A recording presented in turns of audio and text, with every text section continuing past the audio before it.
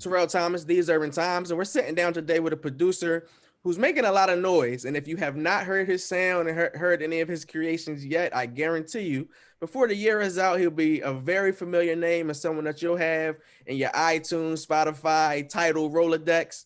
Backpack Ben, how you feeling today, good sir? I feel great. I'm in Atlanta right now. Happy to be on the call with you. But yeah, I'm looking forward to our conversation. Appreciate your time today and welcome to the A. I hope that Atlanta gives you a lot of great things. But I want to talk about your history and when you actually got into music. I know you do things as a producer, you do things as an artist as well. But talk to me about when your love or when your journey into music production and artistry began.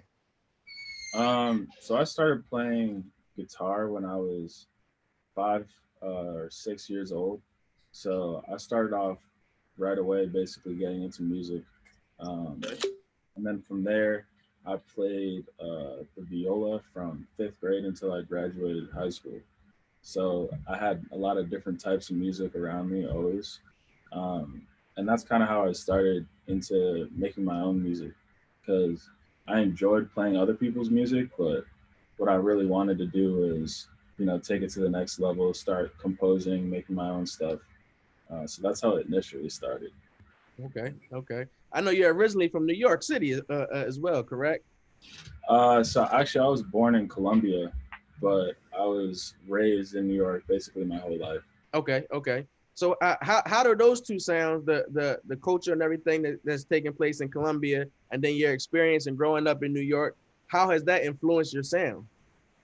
Well, I think I like to be versatile. I like to make all different types of music. So having like that Latin stuff that I could always go to and I feel comfortable making as well is always like an added bonus. New York is like incredibly diverse. So that's where I get my diversity from, I believe, from just hearing music basically everywhere I go. If you're in a store in New York, you hear music. When you're on the subway, you hear it leaking through people's headphones. So basically, you can't escape music in New York. That's facts. It's definitely very diverse, and you'll hear different sounds from car to car, person to person, home to home, apartment to apartment. So I agree with that. It's for damn sure. Talk to us and let us know about some of the tools and programming and what you like to use as a producer. I see you got a dope setup behind you, but as you mentioned as well, you also have played instruments. I think that I know that's something that not every producer can say they have on their resume. Some have only done things via the digital or computerized world, but talk to us about some of the programs in which you like to use and let us know playing live instruments, has that helped enhance your production? It definitely has. I think playing instruments helps me with arranging things. It helps me understand the sound a little bit and what it needs. Some things need like a little reverb. Oh, we should get that light up. Some things like need a little reverb. Other needs, other accompaniments. So like certain instruments sound good with other instruments, for example. So just growing up and playing in big orchestras, playing with big bands, it definitely helps me understand musically what sounds good. Do you use the Fruity Loops or do you use Pro Tools? Like what are some of the things that you like to use in that realm? So I use Logic Okay. for basically all of my production because I started out when I was 14. I started out using GarageBand, Okay. so it's like the if you're on GarageBand, the easiest switch over is Logic, and I think that all of those platforms, all the like digital uh, apps, if you will, for making music, are essentially the same. You just have to understand them and know how to work with them. So yeah. As you were getting into your artistry and learning different things, were there any producers or artists in which you studied or you looked at them and to say, okay, well, I see he uses this tool, maybe I'll use that, or that snare kick or this drum kit? Were there any producers in which you studied? Uh, Growing up, there were a lot of them. Uh, Timbaland was one of them. Okay. In terms of the bounce, the drums, percussion, the sounds that he used, it's incredibly diverse. So he could really make like a pop song. He can make a hip hop song. Like he can make a rock song. Um, so that's like the diversity. I think the slap, if you will, was kind of Metro Boomin, like 808 Mafia. That's like a lot of the music I listen to, just like on my free time. Um, but yeah. Talk to me and let our audience know about your project, Dropped Out, why the title. I know that you also, not only did you do work on the project, but you served as an A&R. So you showing diversity in that realm as far as getting different artists to be on the project with you. So talk to me about this project, why that title and everything that entails. So my sophomore year of college, I dropped out, and basically immediately went into the music industry. Immediately went into the studio with different artists, hit up different artists in my area around the country that I kind of knew about. Um, my big thing was if I'm an up and coming producer, I need to work with like local or up and coming artists that I see potential in. So I have 8 different artists on a project that are all up and coming, like in their own rights. Um, Different sounds, completely different fan bases. So that's like the challenge for me was I have other songs that I could have put on there too, but which ones really go together, um, and which ones really represent their sound? Because that's really what it's about, is making sure that they're doing what they always do and what they do well on songs, you know? I dig that. When what you saying that you have a lot of records in which you did not put on there, does that mean that you'll have another project dropping soon, or maybe a deluxe edition? Like, what do you have cooking up with that? Definitely. I definitely have a lot in the works. I definitely have a second project coming out after this one, Okay. but I'm looking forward to dropping this one. It's definitely something special. Also, talk to me about your single "Did That." I know it was a lyric video that's been put out as well.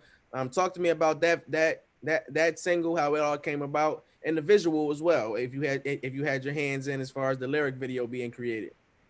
Yeah, I definitely did. I had a couple ideas for the lyric video because we didn't really have the time to put together a video, and Okay. it's still something that we might go back and say, all right, yeah, this makes sense. Let's go make a video. Um, but I kind of wanted to be like outdoor or outer space um, kind of themed. Okay. Uh, See like that video being shot like in a green screen room basically where we're just like in outer space. So that's what I thought for the lyric video. It kind of makes sense. It's not a song that you kind of or a beat that you're like normally hear. There's a lot of weird aspects to it. So that's why I felt like it's so different.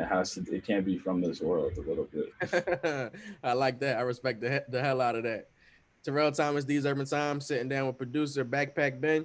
Talk to me about Backpack Productions and everything that you have going on with that. Definitely. So I started Backpack Productions as soon as I dropped out from school. Okay. Basically, it's a production company. It's also a music label that we're continuing to grow on, finding new talent, new artists to work with, and that's primarily where I'm running my whole project out of it. So I have a team with me uh, that helps with everything, even setting up this interview. Um, but yeah, so that's just it's a company we're continuing to build. It's based off of the fact that I always have a backpack on. Um, Okay. that's kind of where it starts from. I think it's definitely an interesting take. Like I think people hear backpack productions and think that we make backpacks, but yeah, this is basically what I've put all my time and um, energy into. I'm also really big in the world of sports. I cover the NBA and cover the NFL. I know you played basketball. You played 3 sports actually in high school, but I know you played basketball. So I want to get your opinion on some of the things that are taking place in the NBA. Definitely. Just being from New York, I don't know if you're or being raised in New York. I don't know if you're a Knicks fan. I don't know if you're a Nets fan. You may like somebody else. But what are your thoughts on what you've seen on the Knicks and the things that they're building? We see Derrick Rose just came back to New York. Then, of Yeah. course, all the attention is on the Brooklyn Nets. with them having the three-star power of Kevin Durant, Kyrie Irving, and James Harden. If you don't like any of those teams, which is fine, what's your NBA team, and what are your thoughts on the current states of the Knicks and the Nets? This is a tough one for me because I'm a Knicks fan, like at heart. I can Okay. never change up. I haven't been to a Knicks game in a couple of years because it's tough. It's tough to watch, you know. Um, but I think we're moving in the right direction. Okay. This is probably the best start we've had in the past like 3 4 years. And now with like the NBA changing up the rules for the playoffs, so it's 10 teams that make the playoffs. Um, I mean, we have a shot. You know, Julius Randle is nice. He's doing well this year. I'd be an all-star. Definitely. I think there's potential next year that we get someone big. Okay. Because Brooklyn right now is just messing the whole game up. Really messing it up. Do you see or have you heard any cats maybe that you grew up with or just people that you know that were Knicks fans? Have they converted and have they started cheering for the Nets? I hopped on the Nets bandwagon once KD and Kyrie came, and then eventually James Harden. Um, so I have some friends. It's more like people that don't actually watch basketball. Okay. I think most of my friends are Knicks fans, or some of them are like I have a friend from Chicago. He's a Chicago fan. Um, I have friends that are like from LA, so they're Lakers fans. Um, but you hear it around the city all the time. Everyone is jumping on that bandwagon over there. I'll go and see games, you know, because that's entertaining basketball. Like it's exciting to have it in the city, but at the end of the day, I'm not like a Nets fan, you know. Were you pleased with the draft pick with the Knicks this year taking Obi? I know Obi also is from NYC, had a great career at Dayton. What were your thoughts when you saw that the Knicks, I believe it was the eighth pick, had the eighth pick, and then they Yeah, were able to take a hometown kid, hometown product? I like that. I mean, we've definitely messed that up before, where we take Donovan Mitchell. Um, we took Frank Ntilikina. um, but yeah, no, I like this pick. I think he's good. He looks like a young like Stoudemire a little bit. Definitely needs some time, you know. A lot of the kids do now, you know. Yeah, that's facts. That's facts. That's But damn. yeah, nah, I think he's gonna be a good. I think he's a good fit. That's really what matters. Yeah. Shifting back into the world of music once again, Terrell Thomas, These Urban Times, sitting down with Backpack Ben. You're still, you're in. I don't want to say the beginning stages of your journey, but you're still in the early phase of your journey into the music realm. Moving forward, who are some cats that you would like to work with? Whether if it's any producers in which you would like to do collaborations with, any artists who you feel like with just their flow or their sound would sound immaculate on your material and on your production. Who are some cats in which you would like to work with in the future?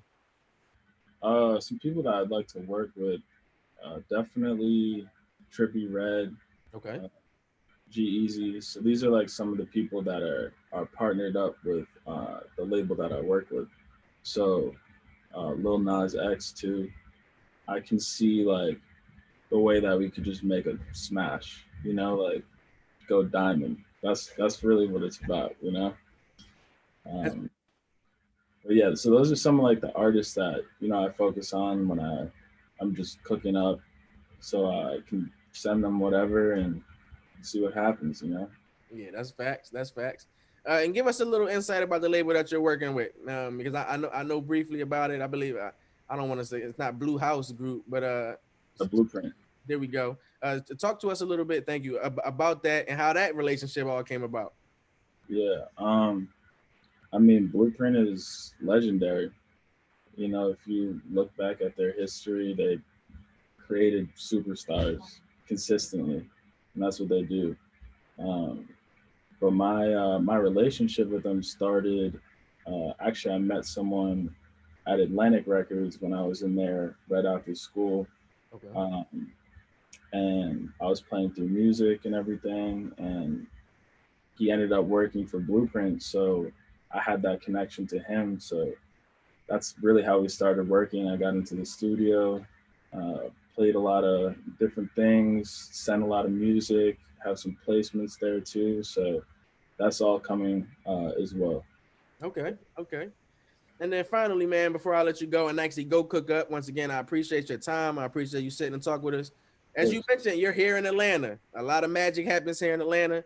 A lot of hits have been made here in Atlanta. What do you have planned while you're here? Is there anyone that you're anticipating that you would like to get in the studio with? Um, what's somewhere that you know you want to go get a good meal from? What are your plans while you're here in the Atlanta area? My plans right now is just working. This is just like what I do every day. I go to the studio for like 12 hours and then I try to relax for a little bit. But yeah, I'm just here working with songwriters, knocking out demos to go get some placements, um, or even just fill up the next project with different songs. Working with other producers here too, so it's just like a whole different vibe switch. Like you know, Okay, okay. I damn sure respect that. For our audience who hasn't had the chance or the pleasure to sit down and enjoy your music, could you please let our audience know how they can check you out on social media and how they can stream and check out your music as well? definitely. So Instagram is backpack_Ben. Um, if you look up Backpack Ben did that, that's my first single. It's on all platforms. YouTube, we have the lyric video up too. Um, but yeah, that's really how you can tap in is just check out that first single. We're dropping another one in a couple of weeks, Okay. so definitely keep an eye out for that. Yes, indeed. We're gonna damn sure keep our eye out and be looking for that, man. Pleasure sitting down and talking with you. I can definitely tell you're a very intelligent man. Looking forward to see what the future brings. Hopefully, in the next few months, we can sit down and chat again. We can find out, how much you've accomplished on your journey. While you're here, if you get a chance, man, get you something good to eat. Go to This Is It. Go to Big Daddy's. Zaxby's is always a winner. Get you something good. Enjoy your time here in Atlanta. And I hope you accomplish everything you're looking forward to while you're here. Get in the studio with some artists and make some things happen. Thank you. I appreciate it. No love, all love, man. Appreciate you as well. Be safe out here. Thank you.